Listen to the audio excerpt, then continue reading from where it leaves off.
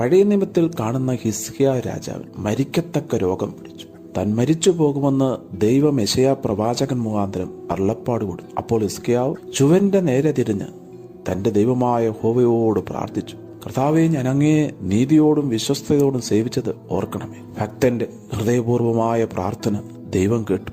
അതെ, ആ നിമിഷം വരെ ആ ഭക്തൻ ദൈവത്തെ നീതിയോടും സത്യത്തോടുമാണ് സേവിച്ചത്. അതുകൊണ്ട് ദൈവം വീണ്ടും പ്രവാചകൻ അരുളപ്പാട് കൊടുത്തു. അവന്റെ മരണത്തെ ഞാൻ നീക്കിയിരിക്കുന്നു, ആയുസ്സിനോട് 15 വർഷം കൂടെ കൂട്ടി നൽകിയിരിക്കുന്നു.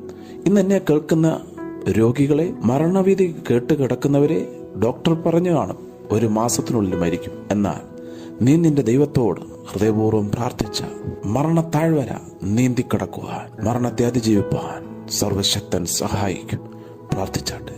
യേശുവേ, മരണത്തിന്റെ നിഴലിൽ കൂടെ കടന്നു പോകുന്നവരെ മരണത്തെ നിന്ന് രക്ഷിക്കണമേ. രോഗാവസ്ഥയിൽ കൂടെ കടന്നു പോകുന്നവരെ അങ്ങ് സൗഖ്യമാക്കി ജീവനിലേക്ക് എഴുന്നേൽപ്പിക്കണം.